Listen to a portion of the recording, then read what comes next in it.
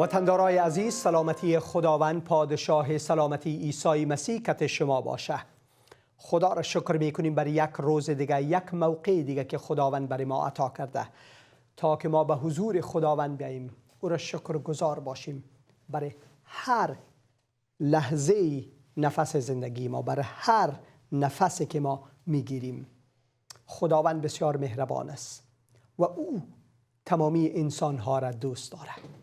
در کلام خدا ما میخوانیم که زیرا خدا به مردم این جهان، به این جهان آنقدر محبت نمود که او یگانه پسرش را داد تا هر که به او ایمان آورد هلاک نگردد بلکه صاحب زندگی جاودان گردد. از این که مهمترین پیوند بین خدا و انسان چی باشه که خدا یگانه پسر خدا میده تا که ما نجات بیافیم. فرق بین مسیحیت و ادیان و فلسفه های انسانی اینمی است که در مسیحیت ما حکم شده برای ما را خداوند حکم داده، ما را خداوند قمانده کرده، گفته حتی دشمنایتان دوست داشته باشین، حتی کسایی که شما را لعنت میکنه بر از او دعا بکنین. یعنی جواب مشت به مشت، جواب دندان به دندان نه، بلکه جواب هر نفرت عیسی مسیح برای ما یاد داده که با محبت خدا بتیم.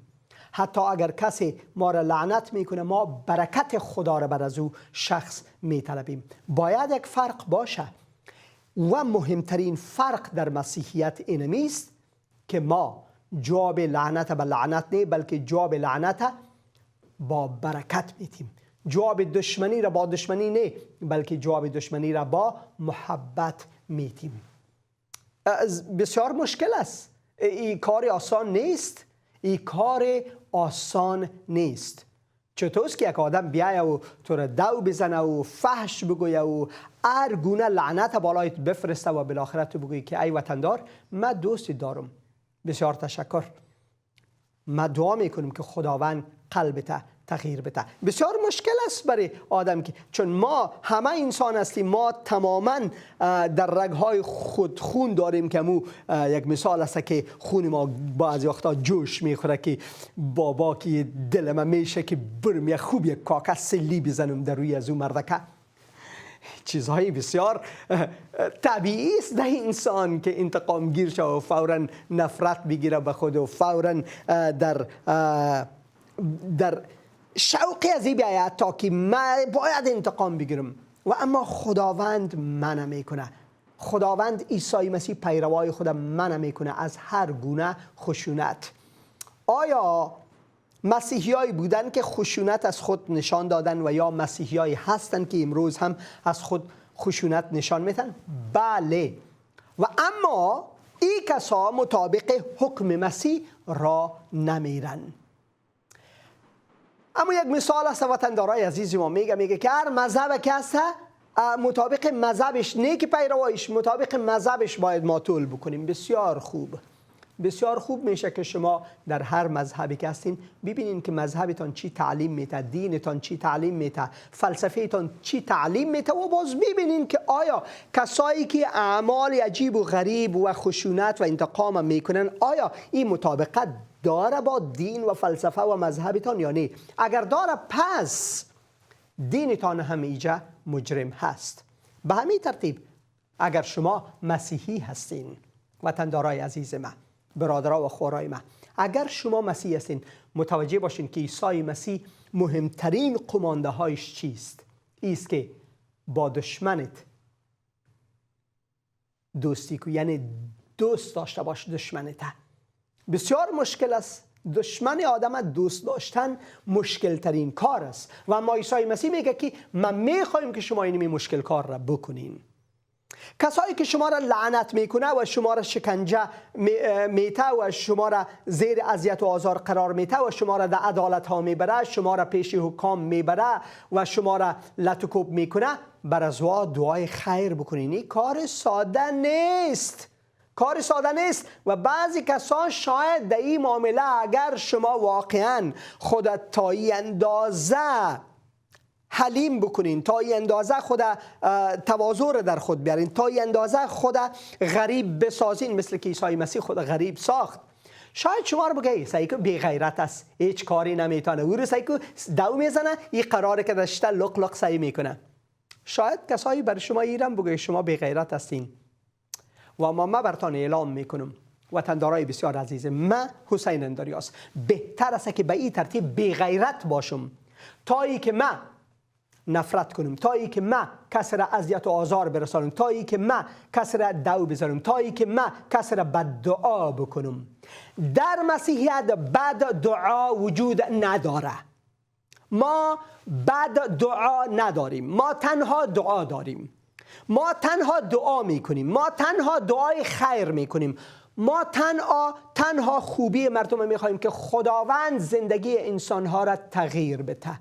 ما بد دعا نداریم. کلمه بد و دعا که میگه او بدعا میکنم، حتی یک بیت همزای رسمه بد دعایت کنم نانت گرم باشه، ما چون دیگه کدام رقم دیگه نه، ما بدعا هرگز نمیکنیم. قصه بیت همزایر خو مذاق بود، ما برتان بگویم. و ما بد دعا نداریم. کلمه بد وقتی که ما میگیم به این معنا که از شیطان میآید، یعنی وقتی که ما برای کسی بد دعا میکنیم ما خود تسلیم بد میکنیم، تسلیم شیطان میکنیم. بد دعا از شیطان میآید. آیا ما این را دعا میکنیم که خدایا تو غیرت بعضی کسا را، افتخار بی جای بعضی کسا را بشکن؟ آیا این بدعاست؟ نه، این در حقیقتش دعاست تا که وا از چنگال شیطان آزاد شوند، تا که وا نجات بیافند. در مسیحیت تنها دعاست، بد دعا نیست. از همین خاطر است که خداوند میگه که من به خاطر ازی که شما را نجات بدم جان خود حتی فدا کردم. یک مسیحی باید حتی جان خود فدا بکنه اگر ما خود پیروی مسیح میگیریم مطابق احکام خداوند ما عیسی مسیح، تا که مردم ما به او دعوت بکنیم. ما کلام خدا را حتی اگر ما تنبیه میکنیم با محبت باید باشه. بسیار بسیار مهم است. دعا میکنم خداوند عزیز برکت بده امروز ما را، برکت بده خادمت نورالله نوره وقتی که از کلامت بخش میکنه در مورد از که شناخت ما در مسیح کیست، ما کی هستیم. خدای تو برکت بده خادمت. و همچنین برای برادر اسماعیل دعا میکنم خدای وقتی که امروز شهادت خود میتن، دعا میکنم که خدای تو با او باش و کمکش کن. وطندارای ما را کمک کن که عیسی مسیح را بشناسند. در نام مقدس خداوند ما و منجی بشر عیسی مسیح، آمین. برادر بسیار عزیز داریم از اروپا که ما همراه هستند از طریق اسکایپ، اسماعیل جان. اسماعیل جان وطندار عزیز ماندنه باشی. با سلام خدمت شما آقای آندرس مجری عزیز و همه بینندگان و همه مردم جهان. امیدوارم که هر جای دنیا که هستن ساعات خوبی رو در کنار خود و خانواده خود داشته باشن. خدا را شکر، خدا را شکر. اسماعیل جان برادر عزیزم لطفاً خود معرفی کنین که شما کی هستین و از کجا هستین اول؟ بله، من اسماعیل تاجیک هستم. اصلیت من افغان هستش و من در ایران متولد شدم و حال در سویدن به سر میبرم.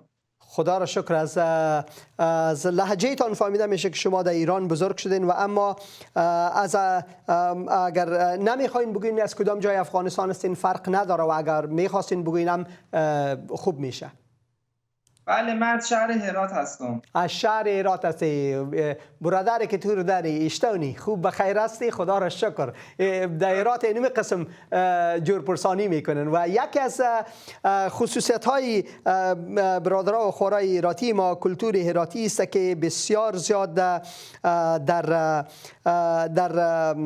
سلام خود بسیار زیاد بسیار تشویق کننده هستند. بلکه در یک محفل اگر میریم گرد هم میشینیم، بار اول میایم روی بوسی میکنیم و بغل کشی میکنیم، اشتونیم، شما جوریم، بخیریم، خوبیم، خانواده خوبم.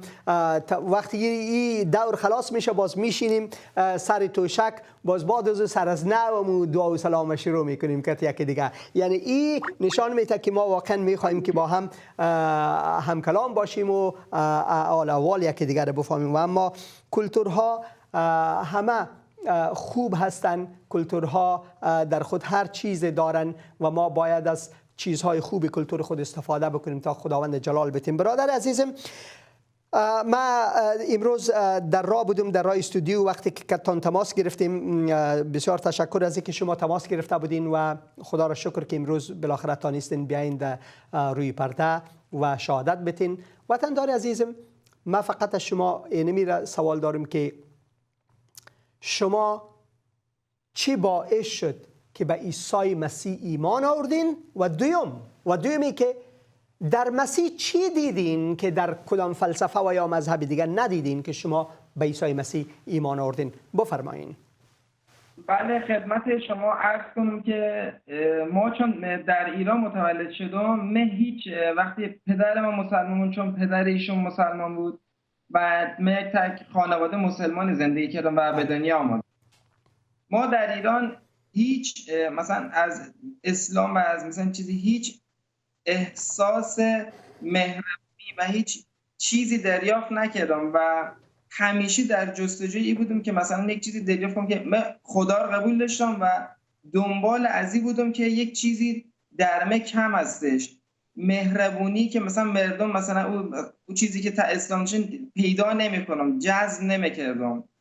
و در سن نوجوانی در ایران هم یک کشور هست که شما نمیتونن به صورت صحیح دنبال چیزی که دوست دارن بگردن، دنبال دینی که مهم برن، اطلاعات جمع کنن.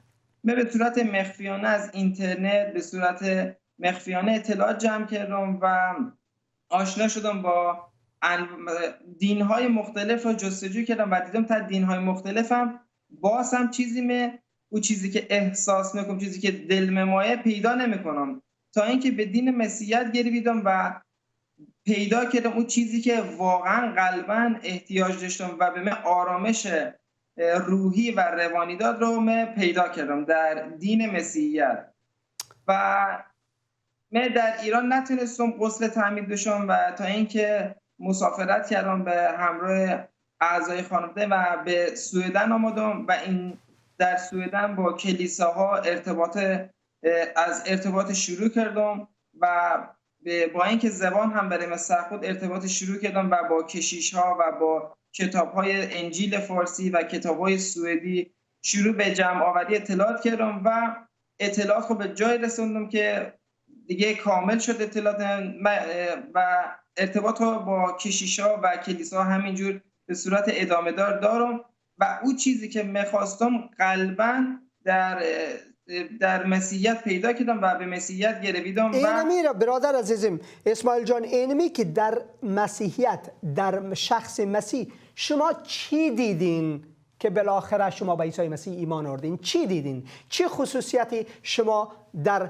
مسیح دیدین که به عیسی مسیح ایمان آوردین؟ بسیاری کسا شاید متوجه ازی باشن که ما در مسیحیتی رو دیدم که ویزا بگیرم، ما در مسیحیتی رو دیدم که مثلا پول در بیارم. این چیزها نمیتونه که آدم مسیحی شوه. در مسیح شما چی یافتین؟ مسیح برای شما چی کرد که شما به عیسی مسیح ایمان آوردین؟ بله، به عنوان مثال نمیتونم یک مثال خدمت شما عرض کنم، مگر من در مسیحیت چیزی دیدم که تا هیچ دینی ندیدم. خدا همه بنده ها خود دوست داره، یعنی امکان نداره شما مثلا به عنوان پسر شما از شما یک غذای ماسته باشه و شما مثلا برای از او چیز دیگر بدید، مثلا مار یا عقرب یا چک چیز داغ درون دستش قرار دهید. به در مسیحیت خدا عاشقه، یعنی خدا عاشق بنده ها کنه. از زمان و خدا هیچ وقت بنده ها خود مثلا کنار نمیزن و خدا عاشق بنده ها کنه و از پسر یگانه خود عیسی به صورت انسان به زمین فرستاد تا اینکه گناهان همه بندگان خود را عیسی بشه خود بگیره و و رابطه بین بندگان خدا و خدا دوباره به روز اول برگرده و مجددا این گناه که باعث شده بود انسان از خدا یک فاصله بیفته بین انسان و خدا بابت گناه، پسر یگانه خود که انسان نبود، از جنس خود خدا بود، به زمین فرستاد تا اینکه گناه برای قربانی برای انسان ها قربانی بشه و گناهان همه انسان ها پاک بشه، چون خدا عاشق بندگانش هست و این در هیچ دینی نیست و در مسیحیت من این رو جستجو کردم. هللویا. یعنی در مسیحیت چیزی است که خدا نامد در این دنیا که نابود بسازه، بلکه او آمد که ما را زندگی بده. عیسی مسیح واضح میکنه در فصل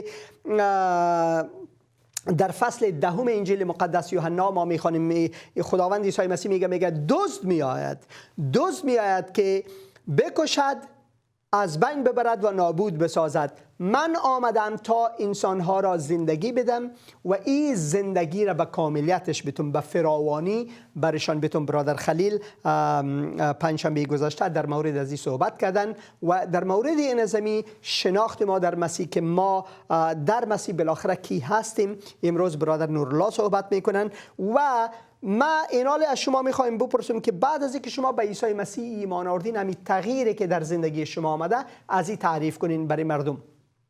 بله، من وقتی که به عیسی مسیح رو آوردم، برام هیچ فرق نمیکنه که مثلا من آدم پولدار باشم یا ضعیف باشم. من فقط این ماسم که همه انسان یک روزی میمیرن و من فقط این ماسم که انسان ما عمر جاودانه داریم. این 60 یا 70 سال زندگی ما چه خوب چه بد میگذره و ما باید دنبال چیزی باشیم که جاودانه باشه و حضرت عیسی فرموده که راستی منم، زندگی منم و هر کس که خدا رو میخواد اول به من ایمان بیاورد. بله آمین. در همه شد و از وقتی که من غسل تعمید گرفتم، احساس سبکولی و قلبم مانند قلب خودی باعث شکوه و جلال شد و آری از و این برای بزرگترین چیز در دنیا. آمین آمین. و عیسی مسیح زندگی آدم تغییر میده. مهمترین حصه زندگی مسیحی است که خداوند زندگی ما را تغییر میده. کلام خدا میگه که هر که در مسیح موجود نو است، چیزای کهنه همه درگذشت، از بین رفت. ما موجود نو میشیم، ما فرزند خدا میشیم. خدا را شکر میکنم. برادر عزیزم، در آخر اگر شما پیامی برای وطندارای ما داشته باشین، اگر پیامی داشته باشین چی پیام دارین؟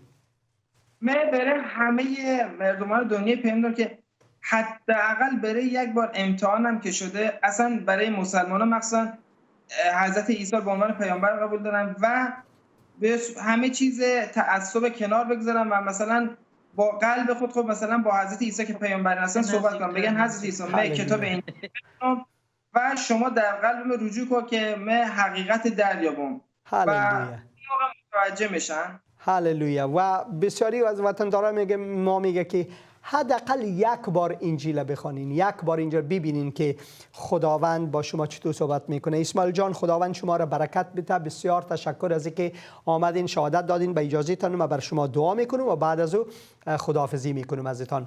خداوند عزیز شکر میکنم برای برادرم اسماعیل جان. خداوند عزیز برکت بده برادر ما.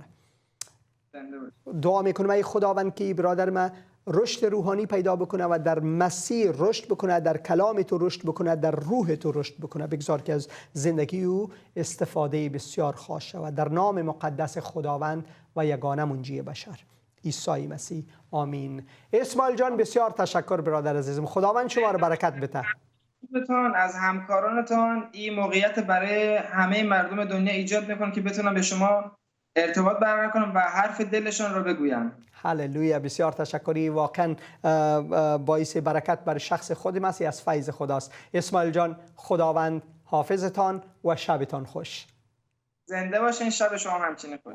تشکر. خدا حافظتان باشه. شکر میکنیم. واقعا خداوند چقدر مهربان است. برادرای عزیز ما، شما تلفن کرده بودین، ما کوشش میکنیم که با شما رابطه برقرار بکنیم و اما تلفن کرده بودین، میتونین حال دوباره زنگ بزنین و اما میریم سراغ برادر بسیار عزیزم، برادر گلم نورالله نور. نورالله جان، وطنداری عزیزم مانده نباشی. سلام عرض میکنم برادر حسین عزیز، شما خوب هستین؟ زنده باشین. تشکر. سلام احترام خودم بر تمامی وطندارای گلم و دوستا و عزیزا تقدیم میکنم. خدا را شکر میکنم که دوباره امروز خداوند فرصت فراهم ساخت، اجازه داد که ما در حضورش باشیم و از کلام خدا صحبت بکنیم. آمین آمین. امروز موضوعتان شناخت ما در عیسی مسیح. شما از ما یک سوال کردین که شناخت یعنی چی؟ او روز که وقتی که صحبت کردیم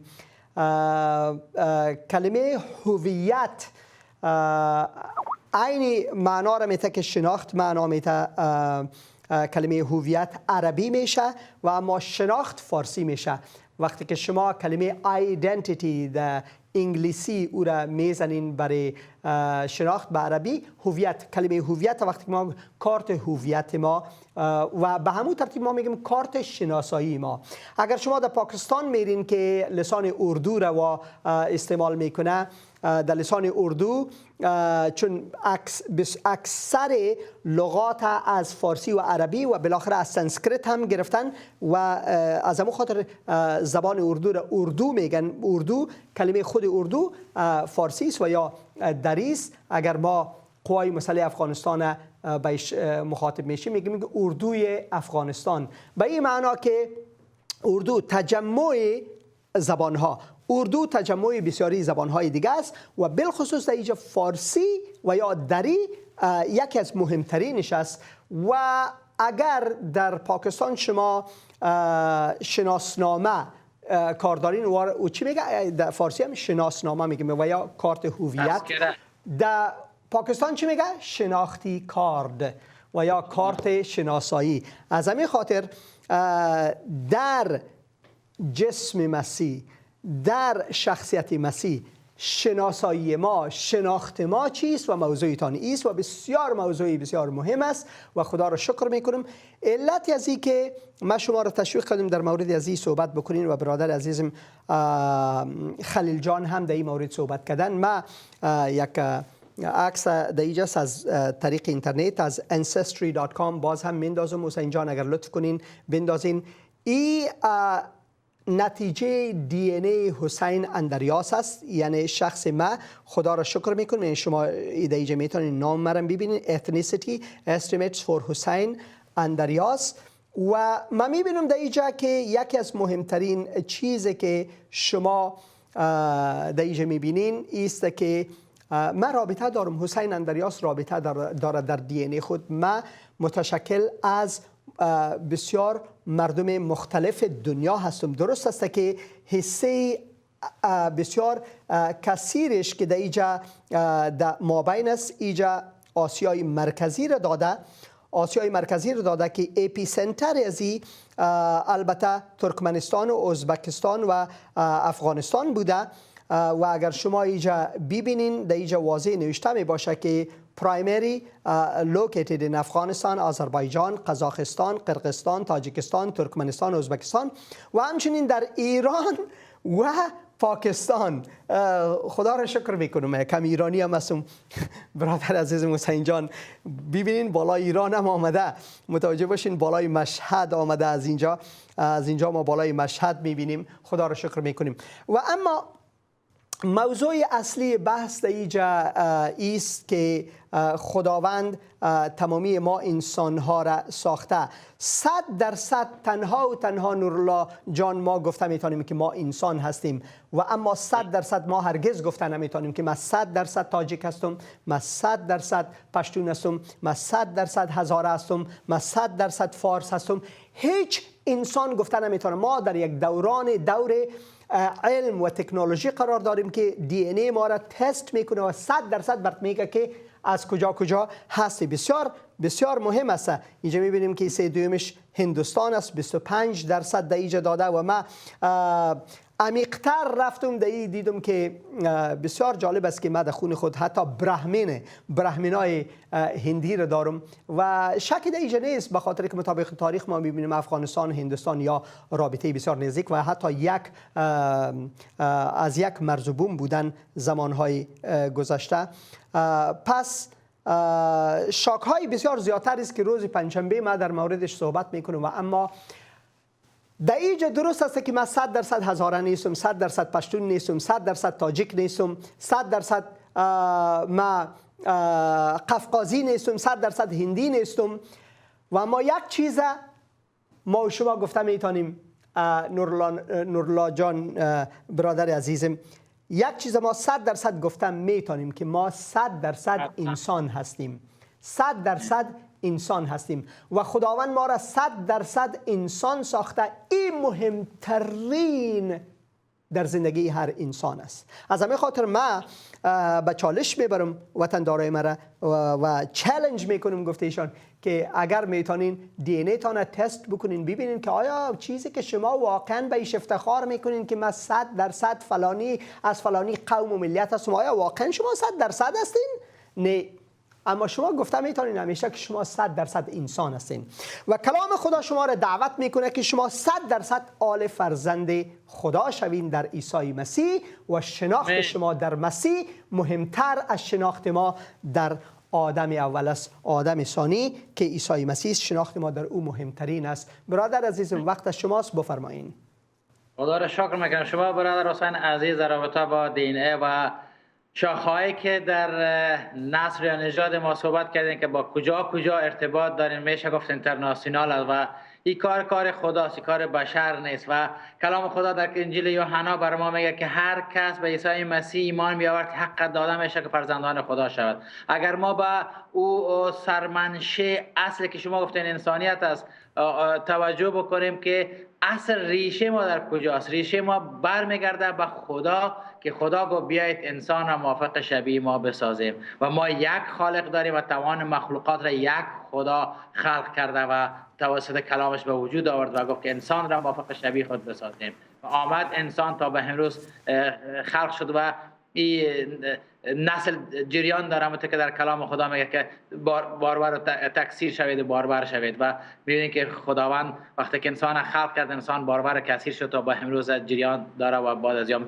تا کی نمیدونم این جریان داره. ولی خوبی همی است که شما گفتن که ما انسان هستیم، بشر هستیم و نام آدمیت روی ماست به خاطر از اینکه خدای داریم و خدا ما را خلق کرده. ولی وطنداران گرامی، دوستان عزیز، ما اگر به این توجه بکنیم که یا شاید کدام روز اگر سوال کرده باشیم که چرا خدا ما را خلق کرده، چرا ما آفریده شدیم، چرا به دنیا آمدیم و این نقشه و پلان ما نبوده و نقشه و پلان حتی پدر مادر و با اجداد ما نبوده. این پلان و نقشه از خود خدا بود که تصمیم گرفته و انسان را بسازد. چرا گفت که بیایید انسان را موافق شبیه خود بسازیم، بیایید بسازیم و ایمان کنید تصمیم گرفت و به تصمیم گرفتن و انجام داد عمل کرد و امروز میبینید که خلقت خدا به اینجا رسیده. این یک موضوع.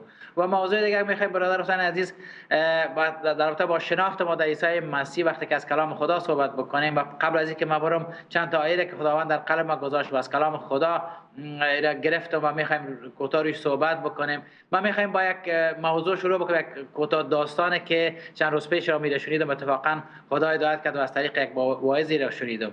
میگه که دو نفر یا یک زن و شوهر که هیچ وقت اولادار نمیشدن، صاحب فرزند نمیشدن، یا میرن در یک پرورشگاه که برای خودشان یک بچه فرزندی بگیرن و در دنیا می رواج است کسی که اولادار نمیشن میخوان یک بچه یک دختر را به فرزندی بگیرن و میره که کسی را انتخاب بکنن یک بچه را به عنوان فرزندی بر خود بگیرن. میرن در پرورشگاه مراجعه میکنن، با مسئول صحبت میکنن، خلاصه مراحل است که طی میشه و یک بچه را چند ساله که 4-5 ساله که 6 ساله که را برش میارن و امرای سلام میکنن و میشینن و میگه خب حال دیگر تو مربوط از یا میشه و یا مربوط خانوادی از یا میشه، پدر مادر تو میشه و امروز یا زندگی میکنی و این زن شوهر چیکار میکنن؟ استاده میشن و این بچه را بغل میگیرن، ماچش میکنن، در آغوش میگیرن. اما نقطه مهم در این موضوع در این داستانی است که این پدر یا مرد شروع میکنه با صحبت‌ها و برای بچه وعده‌ای میده و در این وعده‌اش میگه خب من بر تو اسباب بازیای بسیار خوبش قشنگ میخرم، بچه‌م سامان بازیای بسیار قیمتی میخرم، توپ فوتبال میخرم، بایسیکل میخرم، نمیفهم اینا میخرم، اون را میخرم. ولی در آخری بچه کاملا بازم ساکت است و هیچ چیز نمیگه برش. میگه چرا تو نارام هستی، ساکت هستی، چیز نمیگی. دوباره برش میگه من تو بهترین تحصیلات برات فراهم میسازم، من تو بهترین مکتبا روان میکنم، درس بخونی، تحصیل بکنی. بازی بچه طفل ساکت است، چیز نمیگه. باز دفعه سوم میبینه که نتیجه نداد، باز برش میگه که من بهترین لباس ها رو برات میخرم، پول ثروت برات میتونم، من کارت بانک برات آماده میکنم، این موتور برات میخرم، این کارو میکنم. در آخر بازم میبینه که بچه ساکت است و هیچ چیز نمیگه و این مرد با خانمش چی میشن، سوال برش پیدا میشه چرا ما هر چیزی که بری بچه میگیم بچه فقط طرف ما میبینه و هیچ عکس العمل خود نشان نمیده، هیچ گپ نمیزنه. برش میگه پسرم یا بچه تو هیچ چیز برای ما نگفتی، چرا؟ میگه تمام وعده ها رو برای من دادی، بهترین باغ سبز سرخ برام نشان دادی، بهترین چیزا رو برام گفتی، ولی یک چیز برای من نگفتی. این پدر و مرد به خانمش میگه چی رو نگفتیم برات؟ میگه در اول برای من نگفتی که ما تو رو به فرزندی خود میگیریم، ما تو رو میخوایم فرزند خود بسازیم، ما میخوایم پدر مادر تو باشیم. و این مرد تکان میده، میگه راست میگه، من باید اینا میگفته که تو بعد از این اولاد من میشی، فرزند من میشی، من پدر تو میشم. و این بچه فهمیده بود ولی پدر نفهمیده بود. برعکس اگر ما در قانون خدا ببینیم و خدا چیز دیگه میگه و خدا میگه بیایید انسان را بسازیم و انسان را ما موافق خود بسازیم و میبینیم که بشر انسان را فرزند خود انتخاب میکنه. ولی متاسفانه در اینجا ما بازم آیات را در کلام خدا میخوایم و این صحبت بسیار زیاد شده در تمام صحبت ها، در تمام کلام خدا نشسته است که ما هویت ما در خدا بود، یعنی بشریت تمام انسان ها هویتشان در خدا بود، چون از طرف خدا دستور شد و خلق شد و آمد در روی زمین گذاشته شد، بارور کثیر شد و نسل انسان پیش رفت. اما چرا امروز ما نمیتونیم فرزند خدا باشیم؟ چرا او ارتباط بین فرزندی و پدری نیست مثل پدر و فرزند بین مخلوقات و خدا؟ خدا نه که پدر جسمانی باشه، به عنوان از لحاظ روحانی که پدر روحانی بشریت است. چرا نیست؟ چرا این ارتباط قطع شده و ما نتیجه امو گناه آدم حوا را در باغ عدن میبینیم که اینمی هویت، اینمی شناخت، اینمی ارزش از انسان گرفت، اونمی ارتباط قطع شد بین انسان و خدا و این گناه باعث شد که هویت انسان از دستش بره و انسان چی شود؟ فقط به عنوان یک مخلوق خدا، به عنوان یک بنده خدا یاد شود، همین، نه به عنوان فرزند خدا. نه ای که انسان بشر مخلوق بتونه بر خدای خالق خودش صدا بزنه. بله، با وجود تمامی از این چیزا نورالله جان، با وجود از این که انسان از جلال خدا محروم شده، یک چیز ما باید فراموش نکنیم که هر انسان گناهکار از هر گروه و مذهبی که شما هستین، باز هم خدا و کلام خدا یک چیز 100% تایید میکنه که باید ما همیشه بالای از این متوجه باشیم که تمامی انسان ها به صورت خدا ساخته شدن و ما آل هم صورت خدا را داریم با وجود از اینکه مسیحی نیستیم. و اما ما فرزند خدا نیستیم، این کاملا جداست، چون خداوند ما را به صورت خدا آفریده و خداوند نمیتونه که بگه که نه ما آل از صورت ما افتادین. ما از صورت خدا نافتادیم، بلکه ما از جلال خدا به زیر افتادیم. از جلال خدا به زیر افتادیم، از جلال خدا کم آمدیم، چون در باغ عدن ما در جلال خدا بودیم. آدم و حوا، وقتی که ما میبینیم در کلام خدا میخوانیم، بسیاری کسا شاید برشی سوال باشه که کلام خدا میگه که و آدم و حوا در اوجا برهنه بودن، یعنی لباس طوری که آل ما لباس داریم او قسم لباس نداشت. این 100% درست نیست به این ترتیب فکر کنیم، به خاطر از اینکه کلام خدا برای ما میگه که با جلال خدا پوشیده بودن. پوشاک از جلال خدا بود. و ما میبینیم وقتی که آدم و حوا گناه میکنه، جلال خدا را ترک میکنه، او وقت وا میفهمن که وی ما خلوچ هستیم. پس جلال خدا لباس از بود، جلال خدا لباس از این زمین جلال خدا ما به زیر افتادیم و اما به صورت خدا هنوز هم هستیم. حتی اگر ما مسیح نیستیم، ما به صورت خدا آفریده شدیم و به صورت خدا هستیم و اما خداوند میخواهد ما را به صورت فرزند یگانه خود عیسی مسیح در بیاره، یعنی ما را به فرزندی بگیره از طریق عیسی مسیح، که این نکته مهمترین نکته است در کلام خدا که خداوند میخواهد ما را شناسایی نو بده. خداوند میخواد ما را شناسایی نو بده. ایجاز مهم، بسیار میبخشین برادر از این، بفرمایید. درست گفتن شما، یعنی گناه باعث امو جدایی و دوری ما انسان ها از خدا شد. اما ارتباط انسان ها را با خدا که در روز ذات که بودن جدا کرد و او راست بگید او هویت مخلوقیت از ما گرفتنش فقط از او جلال که دور شدیم و این جلال دور شدن جلال باعث شد که کلام خدا امروز برای ما شما زیبا گفتن در کتاب رومیان در باب 9 آیه 8 میگه که هر آن کسی که به شکل طبیعی متولد میشن، تولد پیدا میکنن، اینا فرزندان خدا نامیده نمیشن. فقط به خاطر چی؟ به خاطر اینکه چون انسان با گناه زاده میشه. ولی راه حل هم اینجا وجود داره. راه حل است که پدر خدای خالق او را امکاناتش داشت، چون در باغ عدن وعده که داده بود که ما را دوباره به او شباهت خودش برمیگردانه و دوباره اون نقشه و پلان که داشت که به فرزند خواندگی خودش ما را برسانه، به او پلان خودش میرسه خدای خالق و پدر آسمانی. و او را چیکار میکنه؟ در صلیب جلجتا ما میبینیم که عمل میشه. اما آمین. قبل از که به او آیه برسیم و میبینیم که کلام خدا را اگر در کتاب رومیان میخوانیم در باب 9 آیه 8 میگه همه کسانی که به طور طبیعی به دنیا میآیند یا تولد میشن فرزندان خدا نامیده نمیشن. چرا؟ گفتیم چون همون گناه باعث شد که ما را از او هویت از ما گرفته شود و ما شکل دیگه را به خود بگیریم. اما گفتیم که خدا چیکار میکنه؟ پس راه حلش چی است در اینجا؟ وقتی که تمام انسان ها فرزند خدا نامیده نمیشن و پس مایی که میگیم به عیسی مسیح ایمان داریم، ما فرزند خدا هستیم و خدا را آبای پدر صدا میزنیم، پس این فرق چی فرق با این موضوع داره که کسای دیگه نیستن؟ فرقش در اینجا است که بازم برمیگردیم به کلام خدا، چون خدا راه حل برای ما گذاشته، چون خدا خود برای ما در کلامش راه را گذاشته و کلامش داد که ما چی باید بکنیم. بنابراین در کتاب انجیل یوحنا در باب اول آیه 12 انجیل یوحنا بسیار میبخشین یک کمی آهسته‌تر تا که ما بتونیم. انجیل یوحنا با فصل اول آیت 12. بله بفرمایید. و در انجیل یوحنا باب اول و آیه 12 اینطور برای ما میگه که اما به همه کسانی که او را عیسی مسیح را قبول کردن و به او ایمان آوردن این حق را داد که فرزندان خدا خوانده شوند.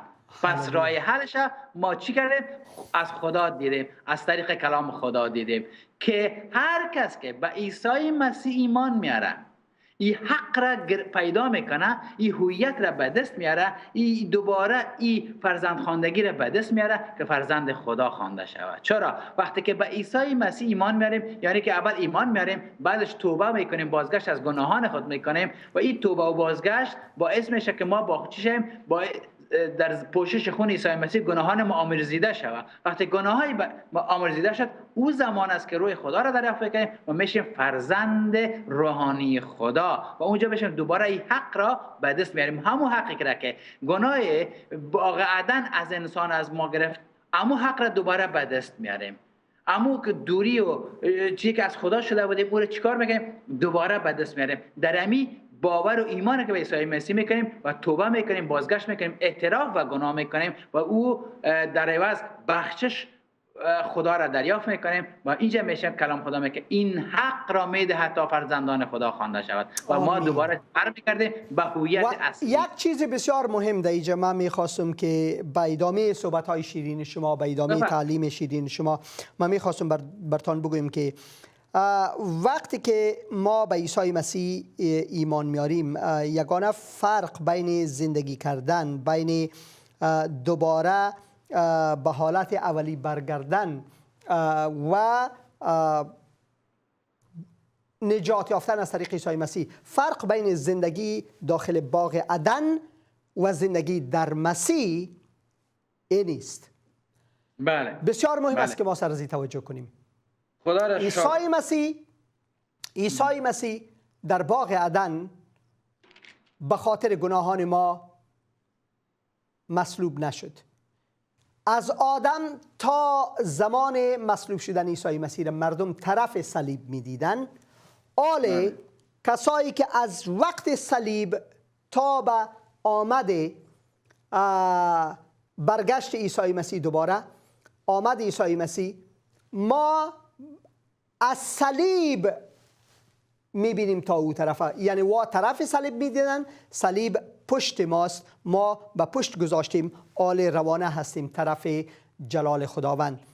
فرق اساسی در اینجاست بسیار مهم است که وطندارای عزیز ما امیر بفهمن و درک بکنن است که وقتی که ما به عیسی مسیح ایمان میاریم، اهمیتش است که دیگه در پیش روی ما خداوند درختی که در باغ عدن گذاشته بودن، خداوند گفت که از او نخورین، دیگه او وجود نداره.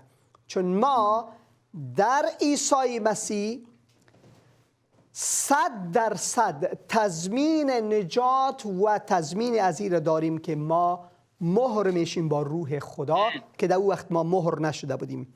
ما مهر میشیم که دیگه شیطان قدرتش هرگز بالای ما کار نکنه، و اما قدرت شیطان در باغ عدن بالای آدم حوا کار کرد، دیگه بالای ما کار نمیکنه. به این معنا نیست که شیطان نمیتونه که ما را بکوبه و بزنه و بکشه در این دنیا. نه، در این دنیا ما را میتونه. یک مسیحی میتونه که زیر شکنجه بسیار سخت بره، یک مسیحی میتونه که حتی عالم دروغ بگویه، ازش اشتباهاتی که ما هنوز هم در گناه هستیم صورت بگیره، و اما خداوند برای ما ضمانت داده وقتی که ما این وجود این جسم ترک میگیم، خداوند ما را کاملیت زندگی ابدی را میده. 100% ضمانتش از وقت داده شده وقتی که ما به عیسی مسیح ایمان میاریم، اقرار میکنیم به گناهان خود که خدایا من گناهکار هستم، من اقرار میکنم میره. و دومی که ما توبه میکنیم از گناههای خود، خدایا من توبه میکنم از گناههای خود. سومی که ما عیسی مسیح را به حیث خداوند خود میپذیریم و قبول میکنیم که به خاطر گناهان ما مصلوب شد، خون خود ریخت. ریختن خون عیسی مسیح ایجا عیسی مسیح را خونبهای آزادی ما قرار میده و ما را شستشو میکنه و ما را به فرزندی خود میخوانه. و وقتی که عیسی مسیح میموره دفن میشه، در روز سوم از مردگان برمیخیزد. دفن شدنشی که ما هم برای از دنیا به این معنا نیست که ما دیگه رفته در مکدونالد نان نخوریم. نه، این قسم نیست. برای از دنیا به او ترتیب نمیموریم، بلکه ما به خاطر اعمال زشت از این دنیا دیگه ما میموریم. ما کوشش میکنیم که خدا به صورت فرزندان خداوند در بیاریم. این یک کوشش است تا دم مرگ. و اما دم مرگ اونجاست که 100% خداوند ما را تکمیل میکنه و ما را به مو وعده‌ای که در روزی که ما به عیسی مسیح ایمان آوردیم میرسانه و بالاخره ما وارد جلال خداوند میشیم که در از اوجا دیگه قدرت شیطان میسگله برای ابدی. دیگه شیطان هرگز بالای ما حکم نمیتونه داشته باشه.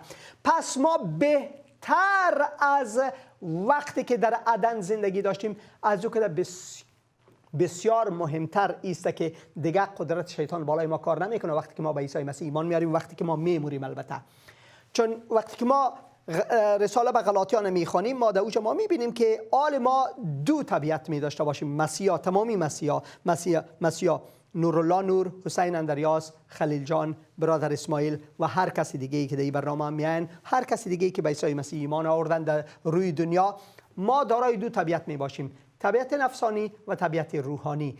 کلام خدا برای ما میگه، فشار میده و تعلیم میده که ما باید خود تسلیم روح خدا کنیم تا که طبیعت روحانی ما قوی تر شود. و اما ما در جنگ هستیم برخلاف طبیعت جسمانی خود که این تا دم مرگ ادامه پیدا میکنه و اما بالای ما پیروز هرگز نخواهد شد.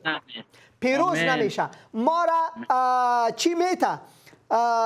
چیلک میندازه در زندگی ما، کردکی بگویم، چیلک میندازه و فهمیدی که گودی پران زندگی ما قطع شد و ما یک کمی در دست کس دیگه بفتیم و درد میبینیم، رنج میبینیم، مصائب میبینیم، مشکلات میبینیم، زندانی میشیم، مردم بالای ما توف میکنه، از مرضها تیر میشیم، سرطان ما را میگیره، گوش ما درد میگیره، چشمای ما درد میگیره. این چشم ما یک کمی پوندیدگی است.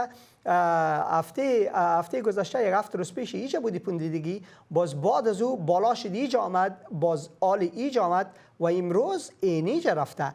نمیفهم که دمی پارک را میگشتم کدام گفته هزارگی کدام اخلهی در آمده در جسم ما شور میخوره. پس این دردها را من دارم به حیث انسان عظیم، من نمیتونم و این دردها بالای مسیح و غیر مسیح است. و اما تضمینش چیست؟ تضمینش چیست؟ وقتی که من میمرم 100% دیگه آزاد میشم. وقت آزاد میشم، یک از چیزهایی که من بسیار زیاد خوشم میآید نورالله جان، در مراسم یاد و بود یک شخص مسیحی که میموره و در این مراسم ما جشن میگیریم. ما محفل غم نمیگیریم، ما محفل جشن میگیریم، جشن زندگی از او شخص میگیریم. و یکی از چیزهایی که کشیش ها همیشه میگن، من بسیار خوشم میآید، بسیار زیاد خوشم میآید. یک خواهر بسیار بسیار عزیز ما وقتی که از مرض سرطان، چندین سال مرض سرطان داشت، چندین سال، و هیچ شفا نمیافت. هیچ دکترها دعا، مردم زانو زده گریه کرده دعا میکردن برش و اما شفا نمیافتی، تا ای که بالاخره مرد و پیش خداوند رفت. مرد در این دنیا، مرد و پیش خداوند رفت، برای زندگی ابدی داخل شد. بسیار جالب است که در طول و دوران زندگی خود که او به عیسی مسیح ایمان داشت و سرطان هم داشت، بسیار زیاد دیر سرطان داشت. البته چندین سالی که ما میشناختیم او سرطان بود، او مبتلا به سرطان بود. نورالله جان، این خواهر در دوران از اینکه سرطان داشت خداوند هر روز خدمت میکرد، هر روز چهره خوشی و سلامتی را در چهرهش میدیدی، هر روز شادمان بود و هر روز زیادتر خداوند خدمت میکرد تا دمی که بالاخره این دنیا را ترک کرد. و در روز جشن که گرفتیم بر از این خواهر عزیز ما، روزی که مردم جمع شدن و او از این دنیا رفت، به پیش خداوند رفت، کشیش آمد و گفت که خواهر مرتل، نامش مرتل بود. مرتل یک گل است، یک درخت گل است که بسیار مقبول است.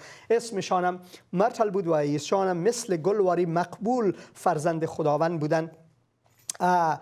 عمر رسیده بودن، نواسه ها داره. و کشیش این قسم گفت نورالله جان، مرتل دیگه هیچ دردی نداره، مرتل دیگه بالایش سرطان هرگز قدرت نداره، مرتل دیگه شادمان است، او هیچ گریه نمیکنه، او هیچ درد نداره، او شادمان در حضور خداوند است. این ضمانت است که عیسی مسیح ما را میته. درست است تا که ما اینجا هستیم، درد، رنج، مشکل داریم، مرض داریم، خستگی داریم، مفلسی داریم، بی‌پیسگی داریم، هر چیز داریم، و اما وقتی که ما این دنیا را ترک میگیم، خداوند تمامی از او چیزها را از بین میبره. دیگه بالای ما شیطان، قدرت شیطان، مرضها، مفلسی، مهاجرت زور نمی داشته باشه. مهمترین حصه زندگی ما و شناخت ما در مسیح اینیج است. بفرمایید برادر عزیزم. خدا گفت که تنها فیض من تو را کافی است. هللویا. 3 دفعه به خاطر مرض خود برای حضور خدا دعا کرد و خداوند برش گفت که فیض من تو را کافی است. در کتاب دوم قرنتیان در باب 12. بله، خدا را شکر بگن. در رابطه با همین صحبت که شما کردیم برادر حسین عزیز، یک آیت از کلام خدا از کتاب رومیان از باب 8 کتاب رومیان، باب 8 آیه 11 و 12 چطور میگم، یا از آیه 10 بخوانیم. میگه اما اگر مسیح در وجود شما ساکن است، حتی اگر بدن شما به علت گناه محکوم به مرگ باشد، روح خدا به شما زندگی میبخشد، چون شما عادل شمرده شده اید. اگر روح خدا که مسیح را پس از مرگ زنده گردانیده است در وجود شما ساکن باشد، همانطور که او را پس از مرگ زنده گردانید، با وسیله همان روح القدس که در شما ساکن است به جسم فانی شما هم زندگی خواهد بخشید. یعنی ما وقت روح خدا را دریافت میکنیم، فرزند خدا میشیم، به هویت خود برمیگردیم. دیگه در این دنیا هر چیز باشه تمام میشه، در این دنیا گذاشته میشه. اگر درد است، اگر رنج است، اگر مشکلات است، اگر هر چی است، اگر مرض است، او فقط در اموج است و دفن شدن زیر خاک به خاطر که کلی چیزا رو اونجا مانده میشه. بله، ما برمیگردیم در آغوش عیسی مسیح، در آغوش پدر، همون پدر خدای خالقی که برش آبای پدر صدا میزنیم و ما با بدنهای جلال یافته در آغوش عیسی مسیح می باشیم. خدا را شکر میکنیم به این فیض عظیمش. وقتی که متر بر پولس گفت که اما مرا گفت فیض من تو را کافی است، زیرا قدرت من در ضعف کمال میرسد. قدرت خدا را ما در این مشکلات خود میبینیم، در این ضعف‌ها و مرزهای خود میبینیم و او را کی میبینیم؟ با قدرت خدا کی آشنا میشیم؟ با این فیض خدا کی در زندگی خدا آشنا میشیم؟ کی میفهمیم که واقعا فیض در زندگی ما جریان داره؟ زمانی که به صلیب جلجتا ایمان میاری، به کار مسیح در صلیب ایمان میاری، زمانی است که حق فرزند خواندگی را که به دست آوردی، او زمان است که فیض متوجه میشی که چی است. و می رقم نه تنها برادر حسین، یک آیه بسیار شیرین دیگه در کلام امروز خواندم، واقعا بسیار شاد شدم.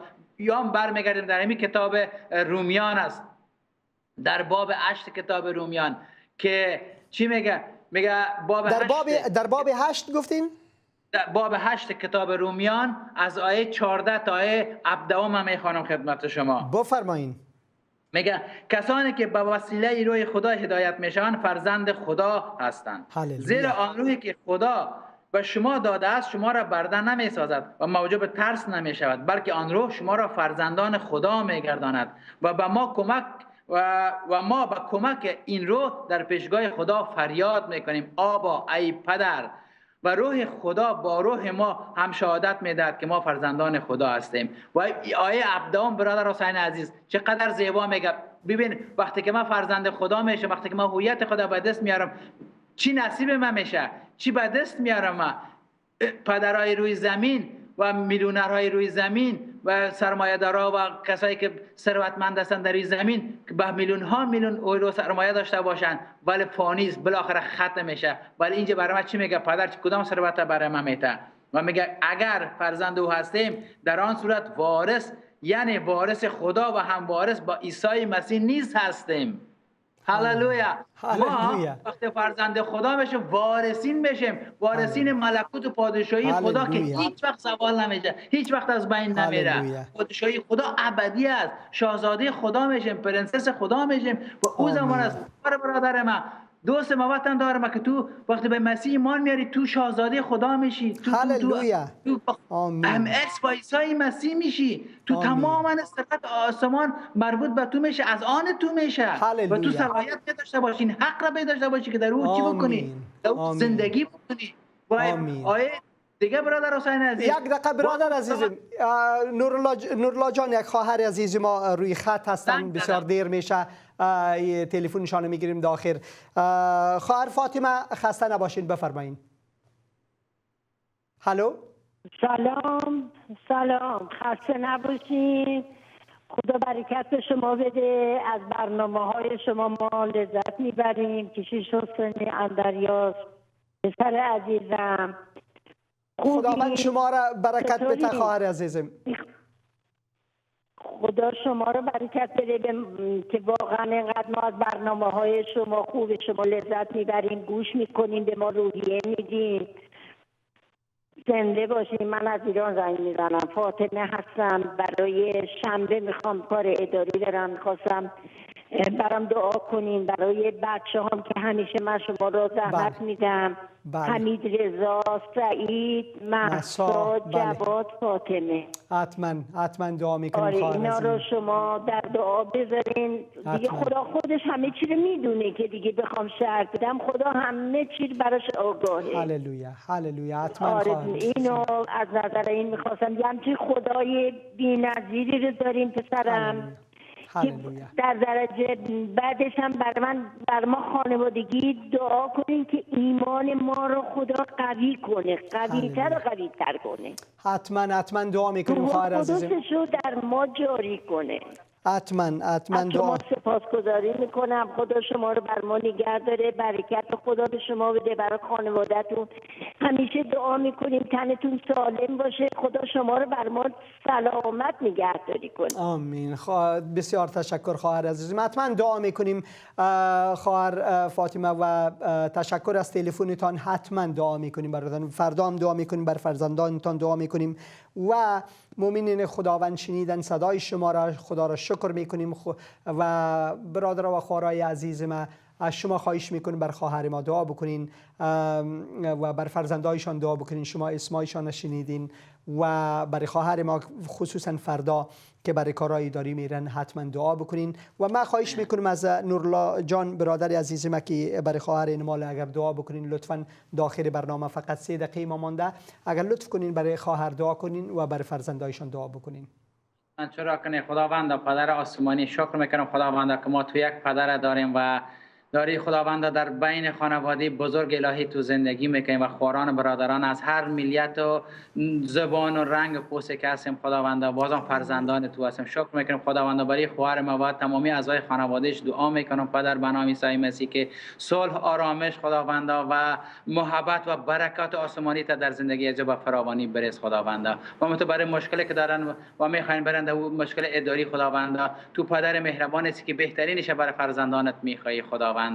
پدر نیستی که فرزندت ازت سنگ نان بخوای برش سنگ میتی، تو بهترین برای فرزندت میتی. پدر هر مشکلی که دارن در مسائل اداری خداوند تو کمکشان بکن و مطابق اراده خودت خداوند در زندگی خود خوارم، خانوادهش، فرزندای عزیز خداوند و فراوانی ببخش. به نام عیسی مسیح منجی عالم دعا کردم، آمین. آمین آمین. نورالله جان، زندگی مسیحی زندگی آسان نیست. زندگی بالای خارها راه رفتن است. هر کسی که زندگی مسیحی را به این قسم طول میکنه که وقتی که مسیحی شدی اگر ایمانت قوی باشه خدا اینت تو برکتت میته و اونت تو برکتت میته فلانی، به هرگز پشت از این چیزا ما نگردیم، به خاطر که تعلیمات برخلاف کلام مقدس خداست. عیسی مسیح کسی که خودش پادشاه پادشاهان بود گفت که حیوانات برای خود جای داره و پرنده ها برای خود یک جای داره و اما پسر انسان در دنیا جایی نداره. و ما پیروای عیسی مسیح هستیم. ما مشکلات ما بلکه زیادتر میشه وقتی که ما به عیسی مسیح ایمان میاریم. وطندارای عزیز، اگر شما فکر میکنین که شما وقتی که مسیحی شدین مشکلات هایتان حل میشه، ما فکر میکنیم بهتر است که شما در مورد ایمان مسیحی بیشتر مطالعه بکنین، ببینین که خداوند از شما چی میخواد. مهمترین چیزی که خداوند میخواد از شما است که خداوند میخواد شما را نجات بده. وطندار عزیز ما، فقط 1 دقیقه آخر داریم، بفرمایین. خدا را شکر میکنم. در 1 دقیقه آخر ما میخواستم 3 آیه از کلام خدا بخونم. نورالله جان، ما از یک وطندار ما تلفن کرده او را خواهش کردیم، بفرمایین. مرسی از برنامه خیلی خوبتون، برادر خوبم، واقعا ما متشکرم ازتون. درخواست دعا داشتم واسه امتحان تخصصم و اینکه ایمانم قوی تر بشه. حتما خواهر. اسمتون چیه؟ بهاره هستم. بهاره جان بسیار تشکر. حتما دعا میکنیم. وقتی ما تمام شده و اما اسمتان گرفتیم و موضوعتان گرفتیم دعا میکنیم برای خواهر بهاره. خداوند عزیز برای خواهر بهاره دعا میکنیم.